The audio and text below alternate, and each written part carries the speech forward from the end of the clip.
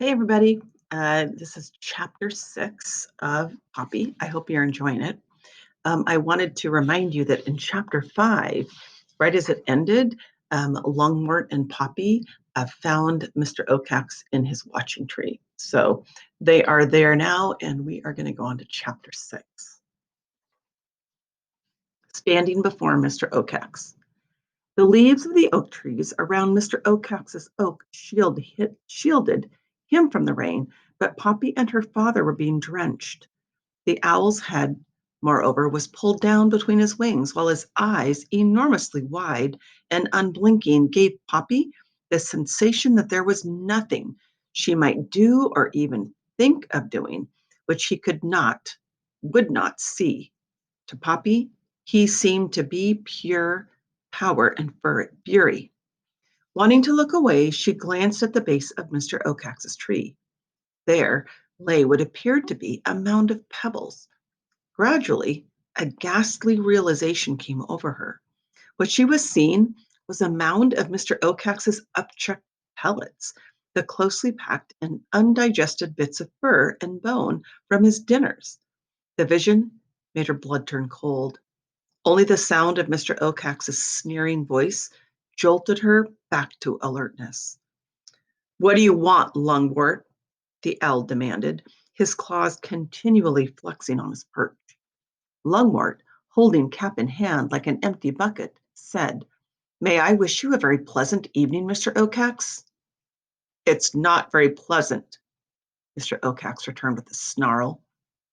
No, well, you're absolutely right there, Mr. Okax, Lungwort replied, straining to sound jaunty. But April showers, as the song goes, bring May flowers, and Mr. Okax clacked his beak.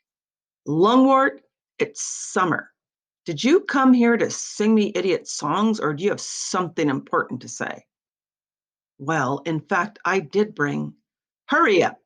I've not eaten my dinner yet, and I'm hungry. Well, yes, of course, Lungwort said. I understand perfectly. Lungwort hastily put on his hat, not noticing until too late that it had filled with rain. Water cascaded over his head. With a nervous shake, he fumbled to unroll his speech paper. Before he could get it out, Mr. Okax's eyes grew bigger. Who's that? He demanded as he moved his head about to bring Poppy into better focus. Forgive me, Lungwort said. I've been rude. This is one of my dutiful daughters. Poppy, step forward. Look up. There's a good mouse. Mr. Okax, may I introduce you to Poppy? Prodded by her father, she stepped forward gingerly. All she could see was Mr. Okax's eyes. She felt not just looked at, but attacked. Poppy, eh? He growled. I think we've already met. One of my sweetest, Lungwort offered. Mr. Okax ignored him. Instead, he said, What happened to your nose, girl? I scraped it, said Poppy. A close call, I'd say. Yes, sir. Little girl, I should be more careful. Yes, sir. Do you understand me? Poppy longed to just run away. Lungwort nudged her. Poppy, dear, Mr. Okax asked if you were understanding him. Yes, sir, I do. Poppy squeaked with a bob of her head. All right then, Mr. Okax said. Now be a good little girl and come stand under my tree while I talk to your father. Hating herself for acting so fearful, queasy at the thought of going closer to the mound of pellets, Poppy appealed to her father with a look. Lungwort, however, only nodded. Move it, Mr. Okax snapped. Averting her eyes from the pellets, Poppy crept toward the tree, the flag dragging behind her. But when she reached the spot, she was unable to resist the fascination of the horrible mound.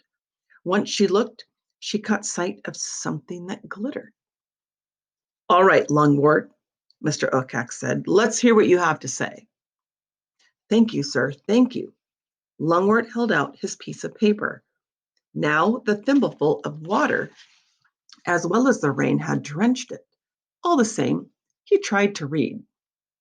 Whereas Mr. Oacax, great horned owl, ruler of Dimwood Forest region, who, out of his kindness and wisdom, protects all members of the deer mice family, whereas the said family of deer mice living in Grey House, in return for Mr. Oacax's protection, have agreed to ask his permission whenever they wish to move about. Whereas the deer mice family, having grown so great in numbers, need a second place of habitation so as to maintain and enhance their lives with sufficient food. And Lungwort paused to shake the paper. And what? Mr. Oacax demanded. Well, sorry, the paper is somewhat wet, Lungwort apologized. So is the style, Mr. Oacax observed. Go on. Lungwort cleared his throat and continued to read.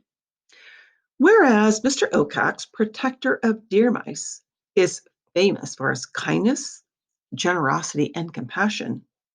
Therefore, stop, Mr. Oacax said. Yes, said Lungwort. Repeat that. What? That line about me. About kindness, generosity, and compassion? Right. I like it. That's well written. Yes, thank you. I wrote it. Whereas Mr. Oacax, protector of deer mice, is famous for his kindness, generosity, and compassion. Therefore, said deer mice of said Grey House humbly petition, said Mr. Oacax, to, will you get to the point? Mr. Oacax screeched in exasperation. I'm sorry, Lungwort said. The rain has washed away the rest of my writing. Then just dump it and say what you want, the owl boomed. We humbly request your permission to move, Lungwort finally said. Move? Yes. Why? I said we are too many. We need more food. Where do you want to go? To Newhouse. First, Mr. Oacax blinked. Next, he swiveled his head around, frowning first at Lungwort, then down at Poppy, then again at Lungwort. Finally, he said, You mean that new place up along Tar Road? Beyond Newfield? Poppy thought she heard something new in Mr. Oacax's voice. She tried to grasp it. Yes, sir, said Lungwort. Mr. Oacax hesitated. Well, have you been there? Now Poppy was sure. It was uncertainty she was hearing. Have you been there? Mr. Oacax demanded shrilly. Well, the truth is, Lungwort said, my friend, Mr. Yes or no, the owl screamed. Well, no, not exactly, but my friend told me it would make an excellent source of food for half of my family. And Lungwort, Mr. Oacax interrupted, I forbid you to move to Newhouse. What? Lungwort gasped, flapping the rain away from his face with his paw. The word had all but stuck in his throat.